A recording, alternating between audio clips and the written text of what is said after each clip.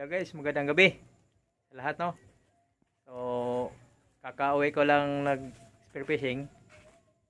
Meron tayong konting nahuli. So, papakita ko sa inyo, ha. So, sayang yung mga mga moment na andun tayo sa ilalim tapos wala tayong videography. So, dito na lang sa bahay. So, let's go. Pakita ko sa inyo.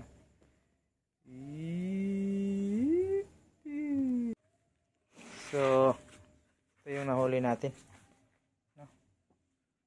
Mga danggit, samaral, at mga good size na trevally. Yan. So, yan. Good size na. Yan. Good size. Yan. So, timbangin na natin, no? Okay. Isuod sa sila na nard. Iyon na yung danggit. Ay, ari lang. Isuod na. So, ulhila ni dag ko. So, timbangin na nard. Yan. Good size na. Mga danggit. Mga tatlong kuha na. Tatlo na. Yung samaral, 4 na yan. Taliri. Mga good size na talaga, guys. Yan. Yan. Ito yung body ko, guys. Oh, taga kumpra ng mga huli ko, guys. Chinese yan, guys. Ayan. Ito, nard. Kilo, nard. Uy, 1.7. 1.8. Ayan, 1.8, guys.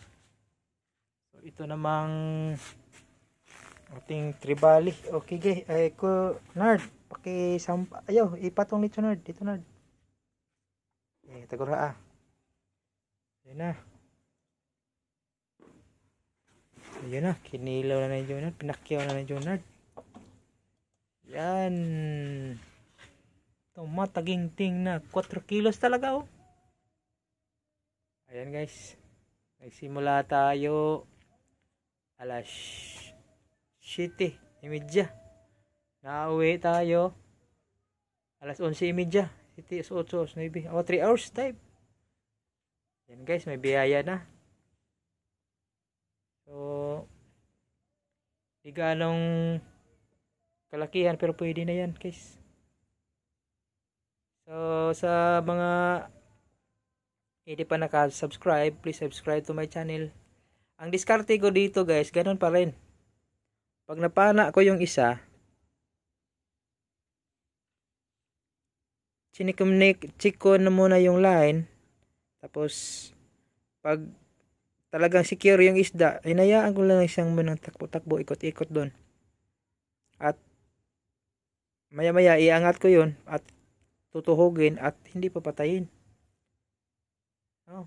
So, pag natuhog ko na yon, secure na yung isda sa may buya ko, sisid naman ako ulit. Andun, ang kasama doon, nakaikot-ikot pa rin doon, nakaikot-ikot. Ayun, makahuli na kung marami. So, pag sumisid kayo, guys, ganyan din ang diskarte niyo. Kasi itong klaseng isda na ito, pag inilawan mo ito ay lalapit sa iyo. Basta huwag ka lang mag-ingay, no? Mag-ingay. Kalmado lang yung langoy mo. So, I hope meron kayong natutunan. Tips para sa spear fishing. Sa mga baguhan pa. Alam ko naman meron ding mga eksperto. Alam nila yan. Mas marami pa silang alam sa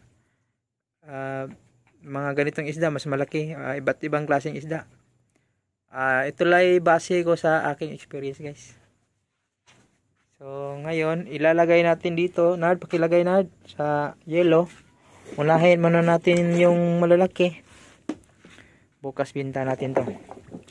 Yan, iloblob na ni John Nard sa ice.